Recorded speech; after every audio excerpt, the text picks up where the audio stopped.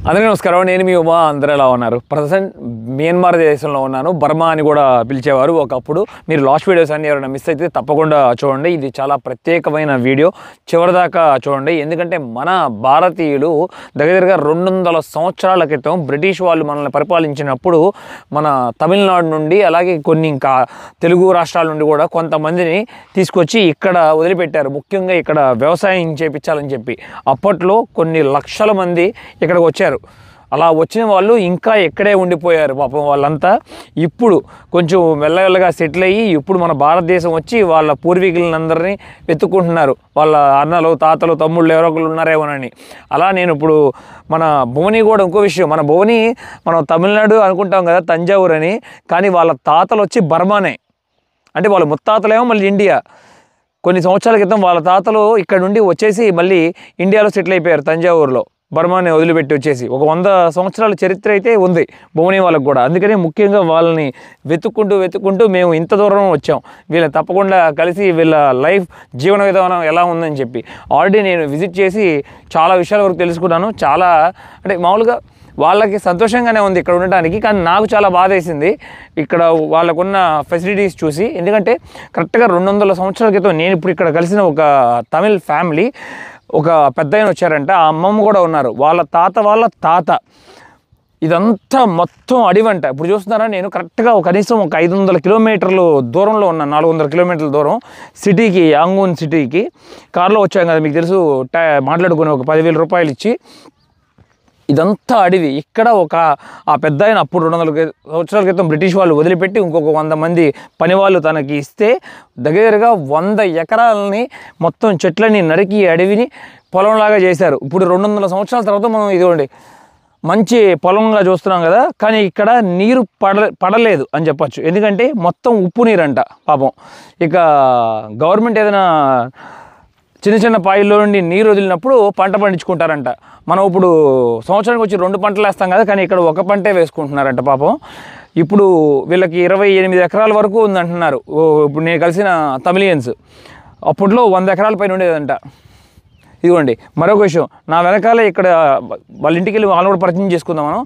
ఇక్కడ ఒక పాండ్ లాగా చూస్తున్నాం కదా, ఈ పాండ్ ఆపోజిట్లోనే మనకి ఒక గుడి కూడా ఉంది, అమ్మవారి గుడి. ఇది 200 సంవత్సరాల క్రితం వాళ్ళు వచ్చినప్పుడు ఇక్కడ గుడి నిర్మించుకున్నారు. చూడండి, అద్భుతం కదా అసలు. ఇక్కడ మళ్ళీ తిరణాలు కూడా చేస్తారు, పండగ చేస్తారు, పొంగల్ చేస్తారు, దీపావళి చేస్తారు. మొత్తం చుట్టుపక్కల ఉన్న తమిళియన్స్ అందరూ వస్తారు. ఇంకో విషయం, ఇక్కడ చూడండి ఈ ప్రాంతం అంతా ఎలా ఉందో.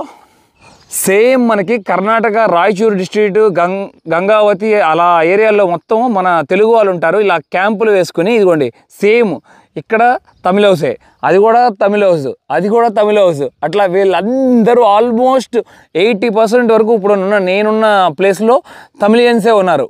కానీ వాళ్ళు ఫ్లూయెంట్గా ఇక్కడే పుట్టి ఇక్కడే పెరిగారు కాబట్టి ఈ భాష మాట్లాడుతున్నారు. అలాగే మర్చిపోకుండా తమిళ్ని కూడా చక్కగా మాట్లాడుతున్నారు ఫ్లూయెంట్గా. అది చాలా సంతోషం అనిపించింది. ఎందుకంటే ఇప్పుడు మన తెలుగు రాష్ట్రాల్లో ఉండి కొంతమంది తెలుగు వాళ్ళు వెళ్ళి తమిళనాడులో సెటిల్ అయ్యారు కదా, వాళ్ళైతే 20% తెలుగే మాట్లాడుతున్నారు, 80% తమిళ్ మాట్లాడుతున్నారు. ఇక బాబు తరతరాలు మారేలోపు మర్చిపోయారని చెప్పచ్చు. ఇదిగోండి ఇంకో విషయం, వీళ్ళకి నీళ్ళు ఉప్పు నీరు అని చెప్పాను కదా, వీళ్ళు ఈ నీళ్ళే తాగుతారంట. మీకు ఈ నీళ్ళు దగ్గరికి వెళ్ళి చూపిస్తాను. ఇప్పుడు నేను స్నానం చేయాలంటే ఎలా అని అంటే అదే చెప్తున్నారు. ఈ చెరువులోకి ఎవరికి దిగటానికి ప్రవేశం లేదు, ఎందుకంటే ఇది మంచినీళ్ళు తాగే చెరువు అంట. నేను ఇప్పుడు స్నానం చేయాలనుకుంటే ఒక బకెట్ తెచ్చుకొని దాంట్లో కాలు పెట్టకుండా నేను ఇదిగోండి నీళ్ళు బయట తెచ్చుకొని ఒడ్డున ఇక్కడ స్నానం చేయాలని చెప్పారు అవతల పక్కన. కానీ ఈ నీళ్ళు ఎలా తాగుతున్నారా అనిపించి నాకు చాలా బాధేసింది. కానీ వాళ్ళకి అలవాటు అయిపోయింది 200 సంవత్సరాల నుండి. కానీ నేను రిస్క్ తీసుకోదలుచుకోలేదు. అదిగోండి మొత్తం తామర పువ్వు ఆకులు, తామర పువ్వులతో ఎలా నిండిపోయిందో ఈ కొలనంతా. అదిగోండి నేను కలిసిన పిల్లలు, వాళ్ళ ఫ్యామిలీ వాళ్ళ మనవాళ్ళు వీళ్ళిద్దరూ. వనక్కం, నల్ల இருக்கீங்களா? உங்க పేరు దేవా, ఎవరి పేరు? నవే. అదిగోండి మనం చిన్నప్పుడు టైర్ ఆట ఆడుకునే వాళ్ళం కదా, వాళ్ళు ఇప్పుడు ఆడుకుంటున్నారు.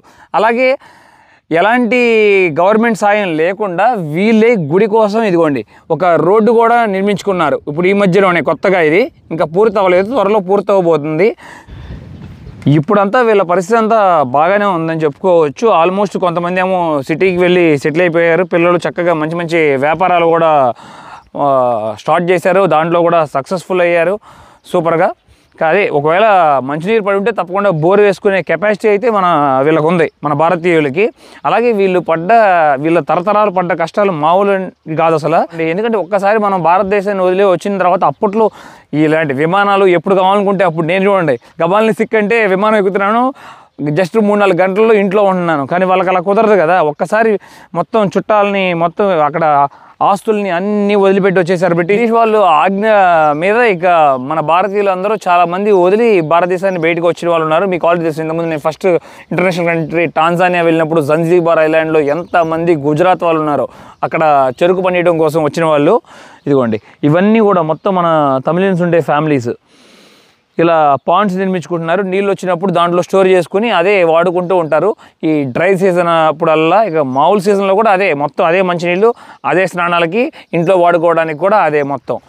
కరెక్ట్గా నేను చెప్పే కదా మన భారతీయులు కష్టాలు పడ్డాయి అంతా ఇంత కాదని చెప్పి. ముఖ్యంగా ఈ బర్మాలో 1942లో మీకు ఆల్రెడీ తెలుసు, జపాన్ మొత్తం దండయాత్ర చేసినప్పుడు World War II అప్పుడు ఇక్కడ నుండి దగ్గరగా 10 లక్షల మంది దారి నడుచుకుంటూ అస్సాంకి పరుగులు తీసుకుంటూ వచ్చేసారని చెప్పొచ్చు. అలా దారి మార్గాన కొన్ని వేల మంది, లక్ష మంది మరణించారంట ఆ 10 లక్షల మంది జనాభాలో. అది మొదటిసారి.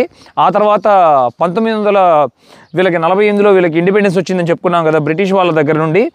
1964లో ఇక్కడ మిలిటరీ ఒక ఆదేశం ఇచ్చింది, భారతీయులందరూ మొత్తం ఇక్కడ అన్ని గీస్తులు చిల్లి గవ్వ కూడా పట్టుకోకుండా వదిలిపెట్టి భారతదేశం వెళ్ళిపోవాలని చెప్పి. ఎందుకంటే చాలా మంచి ఉన్నత స్థాయిలోకి ఎదిగారంట మన భారతీయులందరూ. ఇక్కడ మన భారతీయుల కింద వీళ్ళు పనిచేయడం స్టార్ట్ జరిగింది అక్కడ ఆ టైంలో. 1960 టైంలో, గత 100 సంవత్సరాల నుండి మనం భారతీయులందరూ ఇక్కడ హైయర్ పొజిషన్లో ఉండేవాళ్ళు. అది గబాల్ని అది మిలిటరీకి నచ్చకపోవటం ఏదో కానీ జరిగి దానికి ఆదేశం ఇవ్వటం వల్ల మొత్తం ఆల్మోస్ట్ 80% వరకు వదిలి వచ్చేసారు అప్పట్లో. అన్ని ఆస్తులు, లక్షల ఆస్తులు మొత్తం. అలా వచ్చిన వాళ్ళలో కూడా బోనీ వాళ్ళ తాతయ్య ఉన్నారు. లేకపోతే బోనీ ఇక్కడ బర్మాలో చూసుకునే వాళ్ళం మనం. ఇక్కడున్న పరిస్థితి ఎలా ఉందో, ఇల్లు ఎలా ఉండేవాడు వ్యవసాయం చేసుకుంటూ నాకు తెలిసి. ఆ తర్వాత ఒక 20% నేను వెళ్ళలేదని చెప్పాను కదా, మీకు ఆల్రెడీ తెలుసు. ఉగాండా స్టోరీలో కూడా ఉగాండా ప్రెసిడెంట్ కూడా ఇలాగే ఆర్డర్ ఇస్తే మొత్తం 100% మొత్తం అందరూ వదిలి వచ్చేసారు భారతీయులు ఇండియాకి. ఆస్తులు మొత్తం అన్నీ అక్కడే వదిలేసి. ఇక్కడ కూడా అలాగే జరిగింది. కానీ మిగతా 20% రాలేదు. ఆ 20% వీళ్ళు. కానీ వీళ్ళని ఏమీ చేయలేదు మిలిటరీ ఒకవేళ వెళ్ళకపోతే. కానీ అక్కడ యుగాండాలో అలా కాదు, ఒకవేళ వెళ్ళకపోతే చంపేస్తా అన్నట్టుగా వార్నింగ్ కూడా ఇచ్చారని విన్నాం మనం. వీళ్ళు లోకల్స్ బాగా సపోర్ట్ చేశారు. ముఖ్యంగా ఇక్కడ లోకల్స్ ఉంటారు కదా, మరి గత 200 సంవత్సరాల నుండి ఇక్కడే ఉన్నారంటే పక్క నైబర్స్ అందరూ ఫ్రెండ్స్ అవుతారు, బర్మా వాళ్ళు కూడా ఫ్రెండ్స్ అవుతారు కదా. ఇలా ఇండియా వాళ్ళే కాదు, ఇక్కడ ఉంది చైనా వాళ్ళు కూడా వచ్చి ఇక్కడే ఉన్నారు, చాలామంది సెటిల్ అయిన వాళ్ళు బర్మాలో. అలా వీళ్ళందరికీ సపోర్ట్ చేయగా వెళ్ళొద్దు అని చెప్పి కరెక్ట్గా 50 సంవత్సరాల క్రితం అలా ఉండిపోయిన వాళ్ళే వీళ్ళందరూ. ఇప్పుడు మనం చూసుకుంటున్నాం దగ్గరగా 20 లక్షల మంది జనాభా ఉన్నారని చెప్తున్నారు భారతీయులు ఇక్కడ సెటిల్ అయిన వాళ్ళు. కంప్లీట్లీ మియన్మార్ సిటిజన్స్ వీళ్ళందరూ. ఫస్ట్ బ్యాచ్ ఏమో 1964లో మన ఇండియా వచ్చారు. సెకండ్ బ్యాచ్ ఏమో మళ్ళీ 1978 నుండి 1982లో వచ్చారు మళ్ళీ సెకండ్ బ్యాచ్. అంటే ఫస్ట్ బ్యాచ్కి సెకండ్ బ్యాచ్కి అంత తేడా రావడం ఏంటంటే, అప్పట్లో మన భారతదేశం వీళ్ళు వెళ్ళిపోగానే వెళ్ళిపోలేదు కదా, కొన్ని లక్షల మంది ఎలా వెళ్ళగలుగుతారు ఆ టైంలో. అప్పట్లో విమానాల సర్వీసెస్ కూడా చాలా తక్కువ. ఏదో ఎక్కించుకుంటే ఒక 50 మందిని 100 మంది తీసుకెళ్ళారు, కానీ లక్షల మంది తీసుకెళ్ళారు కదా. అప్పట్లో పెద్ద పెద్ద షిప్పులు పంపించారంట. ఇప్పుడు మేము సముద్రం ఒడ్డునే ఉన్నాము, ఒక 50 కిలోమీటర్లు దూరంలో మేము. కరెక్ట్గా ఈ కలకత్తా రూట్లో ఉండి మనకి ఇక్కడికి వచ్చినట్టుగా చెప్తున్నారు. ఇప్పుడు మనం ఉన్న ఊరు పేరు వచ్చి రంగబావు తక్కిం మైదానం గ్రామం అని పిలుస్తారంట. అన్న ఉంగ పేరు గోపాలకృష్ణ. మన తెలుగు వాళ్ళ పేరు లాగా ఉందని చెప్పి అన్నతో కూడా చెప్తున్నాను. అన్న ఉంగ పేరు అన్న గణేశన్. ఓ నల్లరుగా అన్న. చూడండి వీళ్ళ ఫ్యామిలీ వచ్చి ఇక్కడ దగ్గర 200 సంవత్సరాల నుండి ఉంటున్నారు. నేను ఇప్పుడే అన్నయ్య చెప్తున్నాను, నాకు ఈ పాండ్ వచ్చి ఎన్ని సంవత్సరాల నుండి వాడుతున్నారంటే ఇప్పుడే చెప్పారు 10 సంవత్సరాలు ఉండేనంట. మళ్ళీ ఇంకో చాలా విషయం చెప్పారు. ఇక్కడ కనపడుతున్న వ్యవసాయం అంతా మొత్తం వీళ్ళు, నేను గవర్నమెంట్ ఏదైనా వాటర్ కాలువల్లో వదిలినప్పుడు పండిస్తున్నారు అనుకున్నా, కాదంట, వర్షం పడితేనే పండిస్తున్నారంట. ఇక్కడ కనపడుతున్న మనకి లక్షల ఎకరాలు మొత్తం అంతా ఈ నీళ్ళు కూడా మొత్తం వాన నీళ్ళు స్టాక్ అయినాయి అంటున్నారు అంతే. రెయిన్ వాటరా? రెయిన్ వాటర్ ఇదల్లా. ఓకే. இங்க ரெயின் வரலான்னா நீங்கள் அங்கேருந்து போயிட்டு தண்ணி எடுத்து வரணும் குடிக்கிறதுக்கு வேலை. అదే చెప్తున్నారు అన్నయ్య వాళ్ళు. ఒకవేళ ఇక్కడ వాన పడకపోతే ఇక్కడ నీళ్లు లేకపోతే ఈ పాండ్లో ఒక కిలోమీటర్ అట్లా 2 కిలోమీటర్లు నడుచుకుంటూ వెళ్ళి అక్కడ ఒక కాలం ఉందంట, పెద్ద కాలువ, అక్కడ నుండి తెచ్చుకుని వాడుకుంటారంట నీళ్లు.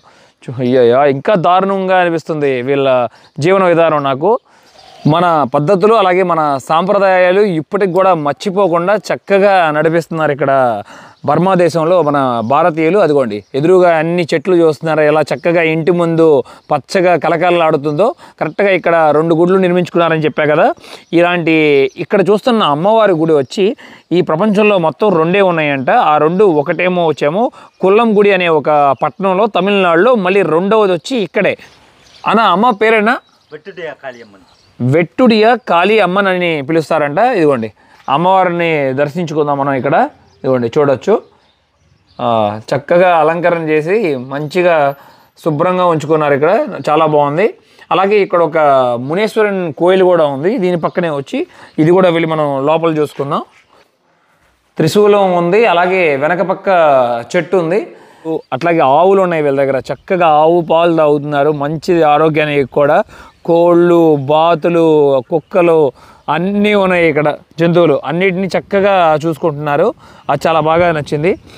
ఇదిగోండి భారతదేశం నుండి అన్ని మొక్కలు తెచ్చుకుని చక్కగా ఇక్కడ పెట్టుకున్నారు. ఇందాక చెప్పాక మీకు వేప చెట్టు అలాగే ఉందని మామిడి చెట్టు పెట్టుకున్నారు. ఇదిగోండి చింతకాయ చెట్టు, అరటి మొక్కలు అన్నీ ఉన్నాయి ఇక్కడ. ప్రతి ఒక్కటి ఉసిరి చెట్టు ఉంది, ఇదిగోండి కొబ్బరి చెట్టు. அக்கா வணக்கம், நல்லா இருக்கீங்களா? அக்கா உங்கள் பேருக்கா? சாவித்ரி. ஆமா செம்மையா இருக்காக்கா, ரொம்ப சந்தோஷமா இருக்கு உங்களை பார்த்தாலே. அக்கா இந்தியா வந்துட்டாரா? இப்போதைக்கு வரல. సరే ఉండి ప్రశ్న అప్పుడు వాంగ వాంగ వాంగ చూసారు కదా అక్క పేరు వచ్చి సావిత్రి అంటే చాలా సంతోషం అనిపించింది. చూసారా ఇంకా భారతదేశాన్ని వచ్చి చూడలేదు, బట్ ఫ్యూచర్లో వచ్చి చూస్తానని చెప్తున్నారు. అక్క ఇంకే இருப்பாங்க நீங்க? அங்கே இருக்கா? ఓకే అక్క. మనవాళ్ళందరూ కొంచెం ప్రయోజకులై మంచి బిజినెస్ పెట్టి కొంచెం డబ్బులు సంపాదించారని చెప్పా కదా. పుట్టిన ఊరు అట్లాగే వాళ్ళ తరతరాలు ఇక్కడ పెరిగిన ఊరు మర్చిపోకూడదని చెప్పి చక్కగా ఇల్లు నిర్మించారు. ఇల్లుకి వచ్చి మళ్ళీ కరెంటు ఉండదు. మళ్ళీ అనుకుంటున్నారేమో ఇక్కడ కరెంటు లేదు, నీరు లేదు, గ్యాసు లేదు, కానీ వెనక మట్టికి సిగ్నల్ టవర్ అయితే ఉంది. మొబైల్ సిగ్నల్ టవరు ఫుల్ వండర్ఫుల్గా వస్తుంది సిగ్నల్ ఫోన్కి. సిటీలో కన్నా స్పీడ్ వస్తుంది అనిపించింది నాకు ఇక్కడ. ఇదిగోండి మొత్తం కొంచెం సోలార్ ప్లేట్లు పెట్టారు, అందుకని రాత్రి సమయంలో కొంచెం లైట్ల వరకు వెలుగుతాయి. కరెక్ట్గా ఇంటి ఆపోజిట్లోనే మనకి చూశారు కదా గడ్డి వాము, వానలు పడ్డప్పుడు పండించుకున్న గడ్డిని మొత్తం అంతా భద్రపరుచుకుంటారు. మాసులు అయిపోయిన తర్వాత అవి పశువులకు ఉపయోగించుకుంటారు. వెనక పక్క అంతా పశువులు ఉన్నాయి, అవి కూడా మీకు చూపిస్తాను. చక్కగా మంచిగా ఆరోగ్యంగా ఉన్నాయి. ఇదిగోండి మంచి మంచి చెట్లన్నీ పెట్టారు ఇక్కడ. దానిమ్మకాయ చెట్లు ఉన్నాయి, నిమ్మకాయ చెట్లు ఉన్నాయి, అరటి చెట్లు ఉన్నాయి చూడండి. అట్లాగే వీళ్ళు చూసుకుంటే ఈ కాంపౌండ్లో ఇక్కడ సపరేట్గా ఉంది. ఇక్కడ వచ్చి అక్క ఇదన్నాక இதே சமையல் ரூமா? வெளியே தான் இருக்கும், வீட்டில் கிடையாது. வீட்டில் இருக்கா? இங்கே இருக்குது, இங்கே இருக்குது. అదే వనకోనా நல்லா இருக்குங்களா? ఇదిగోండి ప్రతి ఒక్కరికి తమిళ అర్థమవుతుంది, చక్కగా ఫ్లూయెంట్గా మాట్లాడతారు. చాలా బాగుంది ఈ ప్రదేశం కూడా. చూడండి అరటి మొక్కలంతా పెంచినట్టున్నారు, గెలలు వచ్చినట్టున్నాయి, తర్వాత నరికేశారు. అలాగే బట్టలు తుక్కోవడానికి అక్కడ పెట్టుకున్నారు, స్నానాలు చేయడానికి 2, ఇక్కడ ఒక తొట్టి అక్కడ ఒక తొట్టి పెట్టుకుని. ఇదిగోండి వంటిల్లు మట్టికి అదిరిపోయింది కదా. ఇంటి లోపల ఉందంట, ఇంటి బయట కూడా చక్కగా చూడండి తాటాకులతో అల్లు ఇచ్చి అరటి చెట్టు పక్కనే. ఇదిగోండి అక్క ఇప్పుడే వండుతున్నారు చూసారు కదా. అక్క వనకం நல்லா இருக்குங்களா? అక్క ఉங்க పేరు అక్క? కళ. అక్క పేరు వచ్చి కళ అంట. ఇదిగోండి చూడండి మేము ఇంటికి వచ్చామని చెప్పి అక్క చక్కగా మన ఇండియన్ స్టైల్లో, వీళ్ళు ఇప్పటికి కూడా బర్మీస్ ఫుడ్ ఏం తినరు, సేమ్ తమిళియన్ స్టైల్లో ఎట్లా ఉంటుందో ఫుడ్ వండుతారో అట్లాగే వండుతున్నారు. మొత్తం కట్టెలే ఉపయోగిస్తున్నారు చూడండి. చూడండి బగబగా మండుతుంది. అక్క ఎన్న కర్రీ? కోలియా? నండ్రి అక్క నండ్రి. నాటుకోడి కూర వండుతున్నారంట అక్క, మంచి రుచిగా ఉండబోతుంది ఇవాళ. లాస్ట్ టైం మీరు నాకు వెస్ట్ ఆఫ్రికాలో ఉన్నప్పుడు తెలియకపోతే మొక్క మీరు చాలామంది కామెంట్ కూడా చేశారు, వామ్ మొక్క అని చెప్పి. ఇదిగోండి ఎలోవెరా ఉంది ఇక్కడ, అట్లాగే పూల మొక్కలు కూడా ఉన్నాయి కొన్ని. ఇదిగోండి బంతి పూల మొక్కలు. ఇదేమో మనకి బతుకమ్మ పండుగ కోసం వాడతారు కదా ఈ పువ్వుల్ని.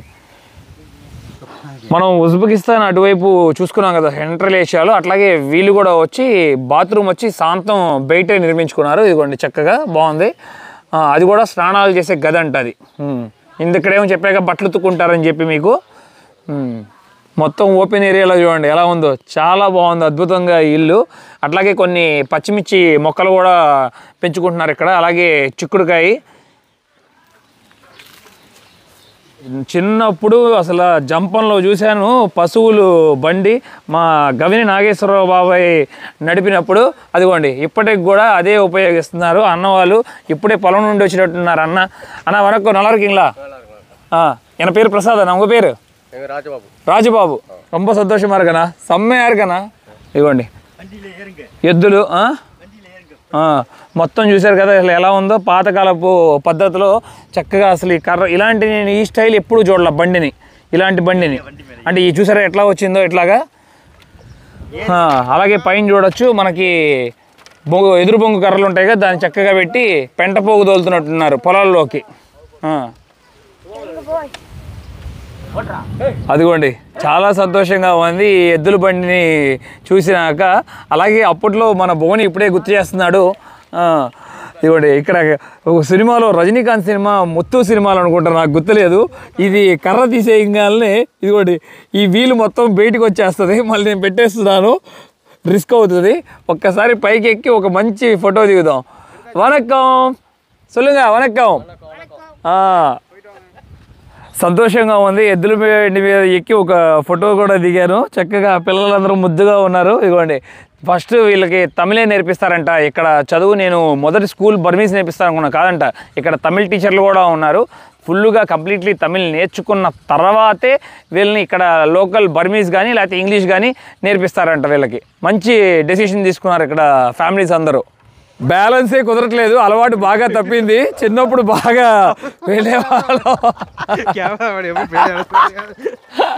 చాలా సంతోషంగా ఉంది. Thank you. ఇక్కడ కనబడుతున్న అమ్మమ్మ కూడా వచ్చి చాలా కథలు చెప్పారు. అసలు మాకు చాలా సంతోషం అనిపించింది. ఇప్పుడు రీసెంట్గా ఒక సంవత్సరం వెనకాల భారతదేశం కూడా వచ్చి వాళ్ళ పూర్వీకులను అందరినీ కలిశారంట. ఇదిగోండి పక్కనే ఇంటి మొదట్లోనే తులసి చెట్టు కూడా పెట్టుకున్నారు. పశువుల కోసం చక్కగా, అంటే అవి బాగుంటేనే మనం కూడా బాగుంటాం కదా. చక్కగా ఒక షెడ్ లాగా వేసి చూడండి, షెడ్ లోపల కింద చక్కగా చక్కలు వేసి సూపర్ చేశారు. చాలా బాగా నచ్చింది నాకు. పశువుల కోసం ఇంత జాగ్రత్తలు తీసుకున్నారు కాబట్టి. ఇదిగోండి ఇప్పుడు పశువులంతా బయటికి ఉన్నాయి కాబట్టి వస్తాయి, ఇంకా కాసేపులో మనం చూడొచ్చు. అదిగోండి అమ్మమ్మకి ఇద్దరు మనవాళ్ళతో పాటు ఇద్దరు మనవరాళ్ళు కూడా ఉన్నారు. చక్కగా ముద్దుగా బర్మీ స్టైల్లో రెడీ అయ్యారు. ఉంగ పేరు పేరు ఎనక పేరుక కావ్య, సిరుదు కావ్య. ఇదిగోండి నాటుకోడి రెడీ అయిపోతుంది, చక్కగా ఉండిపోతున్నారు మాకు. అలాగే ఇక్కడేమో వచ్చామో కోడి సూప్ అంట, ఇది కూడా చూద్దాం. ఇదిగోండి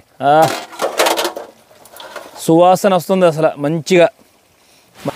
చక్కగా ఎండాకాల సమయంలో అంట గాలి వస్తూ ఉంటుంది. ఇప్పుడు కూడా మంచి గాలి వస్తుంది. ఇక్కడ చూశారు కదా ఎదురు బొంగు కర్రలతో ఎట్లా బెడ్ లాగా రెడీ చేసుకున్నారో, దీని మీద హాయిగా హ్యాపీగా నిద్రపోతారంట.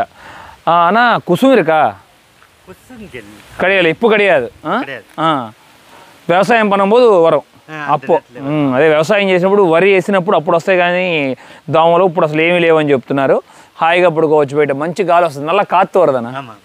సరే అమ్మా ఇదిగోండి బుజ్జి పప్పి బాగుంది కదా, క్యూట్గా.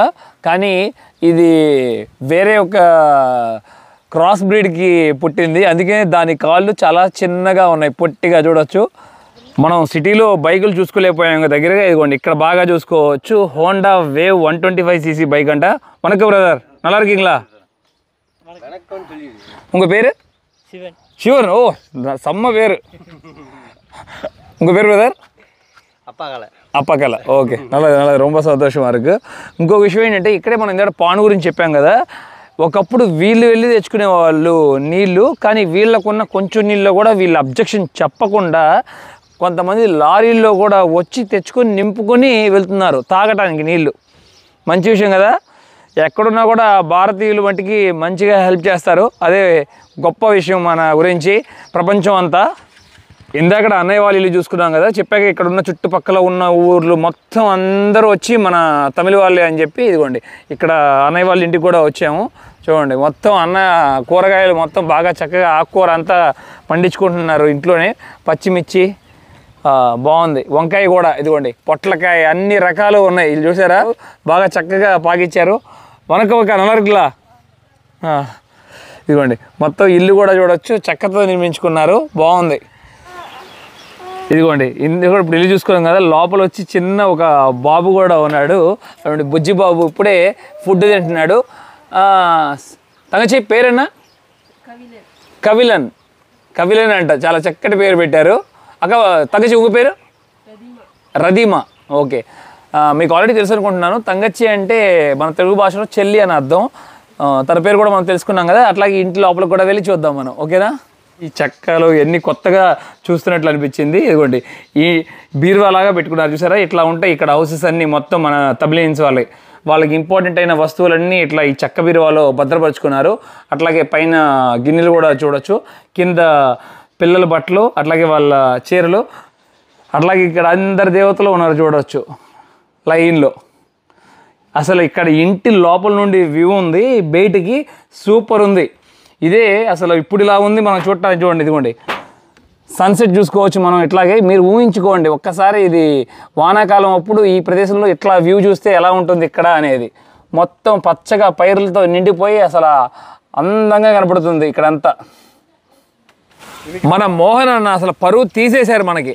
సావిత్రి అమ్మ తెరీమా అది అంటే తెలియదని అర్థం. సమంత తెరీమా అప్పుడు ఇంతకు ముందే నాకు సమంత తెలుసు, సావిత్రి ఎవరో తెలియదు అన్నారు. నయనతార తెరీమా? త్రిషా తెరీమా, బట్ సావిత్రి అమ్మ తెలియదు. ఇలాంటి పల్లెటూరులో తిరుగుతున్నప్పుడు మొట్టమొదట అసలు తాగాలనిపించేది, తినాలనిపించేవి ఉన్నాయంటే ఇదిగోటి ఇలాంటివి. కొబ్బరికాయలు, తాటికాయలు, తాటి ముంజులు, ఈతకాయలు ఇలాంటివి. ఇక్కడ కొబ్బరి చెట్టు చూడగానే నీళ్ళు తాగాలనిపించింది, కొబ్బరి కూడా తినాలనిపించింది. రుచి చూద్దాం ఎలా ఉందో. బాబా చాలా రుచిగా ఉన్నాయి. అలాగే లోపల కొబ్బరి కూడా ఉంది. సూర్యుడు అస్తమించడం చూద్దామని చెప్పి వచ్చాం, అందంగా కనపడుతుందని ఇక్కడ క్లియర్గా. పొలాల మధ్యన కూర్చున్నాం. అలాగే ఇంకా కొంతమంది మన తమిళియన్స్ వాళ్ళ హౌసెస్ అన్నీ ఉన్నాయి అక్కడ. అరిటాకులో అన్నం తిని ఎన్ని రోజులు అయిందో అసలు. చూడండి చక్కగా అన్నయ్య వాళ్ళు ఇప్పుడే భోజనం పిలిచి మమ్మల్ని ఇదిగోండి అన్నం, అట్లాగే నాటుకోడి కూర, ఫిష్ కూడా వడ్డించారు. ఫిష్ వద్దని చెప్పాను ఇప్పుడు నాకు. అట్లాగే ఇదిగోండి కొంచెం కారంగా ఉంటుందంట కూర, వెజిటేబుల్ కూర అనుకుంటుంది. అవును, ములక్కాయ కూడా ఉంది, బెండకాయ ఉంది, వంకాయ ఉంది, అన్నీ మిక్స్. ఇక్కడేమో సూప్ కూడా ఇందాక చూసాం కదా మనం వండినప్పుడు అక్క వాళ్ళు అదర కొట్టేశారు. అదిగోండి అదేనా ఫిష్? ఓకే, నాటుకోడి కదా కొంచెం గట్టిగా ఉంది. అమ్మాయి సూపర్ కదా, చాలా బాగుంది. కొంచెం ముక్క గట్టిగా ఉందంటే కొంచెంసేపు ఉడికిచ్చారంటే అసలు అదిరిపోయేది. రాత్రి మొత్తం ఈ ఎదురు బొంగులు మంచం మీద పడుకున్నాము. మన బోని మట్టికి గురక పెట్టడమే సరిపోయింది. ఇంకా మంచిగా నిద్ర పట్టింది, కానీ కొంచెం పురుగులు ఉన్నాయి. తర్వాత దుప్పటి ఇచ్చారు, చల్లగా ఉండటం వల్ల దుప్పటి ముసుగేసి హాయిగా పడుకున్నాము.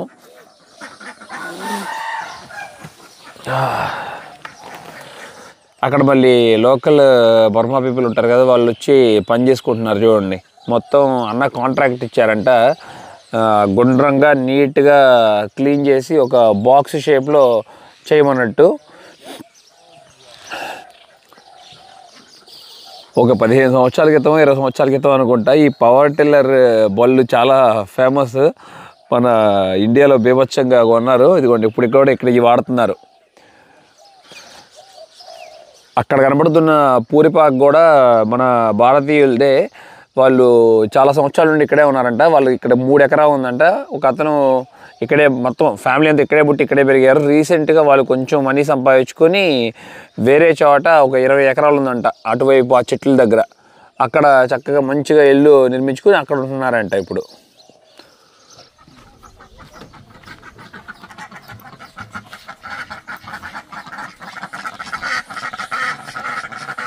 బుజ్జి పాపలు ఇద్దరు పొద్దున్నే రెడీ అయిపోయి ఇవ్వండి చక్కగా రంగంతా మొహానికి పూసుకున్నారు. చూసారా ఎంత అందంగా ఉన్నారో, క్యూట్ గా. ఏటు ఇద్దరు చూస్తుంటే ట్విన్ సిస్టర్ లాగా ఉన్నారు. ట్విన్సా? ట్విన్ అంతేనంట, నిజమేనంట. అన్నయ్య చెప్తున్నారు ఇద్దరు ట్విన్స్. నిన్న మీకు పశువులు చూపిస్తానని చెప్పా కదా, ఇవి మేస్తూ మేస్తూ ఇటుపడి వెళ్ళిపోయినాయి అంట. ఎక్కడికి పోయినాయో తెలీదు. ఇక అన్నయ్య వాళ్ళ అబ్బాయి వెళ్ళారు వాటిని వెతకడానికి. ఇదిగోండి అటువైపు పక్కకి దొరికితే ఇబ్బంది ఏం లేదు, కొంచెం టైం పడుతుందని చెప్తున్నారు. உங்க எல்லாரும் பார்த்து ரொம்ப சந்தோஷமா இருக்கேண்ணா. ரொம்ப நன்றிண்ணா, ரொம்ப நன்றி, ரொம்ப நன்றிம்மா. இது நல்ல விதமா சாப்பிடல கொள்ள இல்லை சாப்பிட்டோம், நல்லா சாப்பிட்டோம். என்னம்மா இவர் தான் சாப்பிட மாட்டாங்க. போயிட்டு வராக்கா, போயிட்டு வர தங்கச்சி. ஆமாம் சாவித்ரி அக்கா போயிட்டு வரா. ரொம்ப சந்தோஷமா இருக்கு. காலையில் வந்துட்டா இருப்பாங்க பார்க்கறதுக்காக. பாலெல்லாம் பீச்சிட்டே உங்களுக்கு கொண்டு வரேன் தெருக்கு போயிட்டு. அக்கா இது என்ன? சாமி குட்டிக்கு சாமி கூட்டுக்குறாங்க. ஆமா நான் நிறைய இடத்த பார்த்தேன். இது என்ன? ఇది ఒక పువ్వా? పేరేనా? అవందుబియే. ఇదిగోండి దేవుడికి సమర్పిస్తున్నారు ఎక్కువగా ఇక్కడ మియన్మార్లో. అవందుబియే అనే పువ్వు అంటే ఇది ఆకు. ఓకే అక్క పోయిట్ వరా. గవర్నమెంట్ ఇప్పుడే డెవలప్ చేస్తున్నారు. ఇక్కడ ఇలా కాలువలు చూస్తున్నారు కదా, రోడ్డు పక్కన కాలువలు. ఈ మధ్యన ఒక 15 సంవత్సరాల క్రితం తవ్విన కాలువలంట. ఇరువైపులా తవ్వారు. ఇప్పుడు ఇక్కడున్న ప్రదేశంలో అంతా మొత్తం పంటలన్నీ చూడండి చక్కగా పండించుకుంటున్నారు. 2 పంటలు పండుతున్నాయి ఇక్కడ, 2 సార్లు వరేస్తున్నారు. అలాగే మనం పప్పు తింటాం కదా, కందిపప్పు, అది కూడా ఎక్కువగా పండిస్తున్నారంట. చూడండి ఇక్కడ ఎంత డిఫరెన్స్ ఉందో. 10 కిలోమీటర్లకే ఎంత పచ్చగా కనబడుతుందో. మొత్తం వరి పైరులతో అందంగా ఉంది. ఈ పంట పొలాల మధ్యన ఈ నీరు ప్రవహించడం చాలా బాగుంటుంది. చక్కగా చిన్న వయసులో ఈతలు కొడుతూ ఎంత సరదాగా గడిపే వాళ్ళమో. అదిగోండి ఎక్కడ చూసినా కూడా ఈ ఇల్లు గమనించవచ్చు. చిన్న చిన్న ఇల్లు వేసుకుని పొలాల మధ్యలోనే నివసిస్తున్నారు. చాలా గొప్ప విషయం.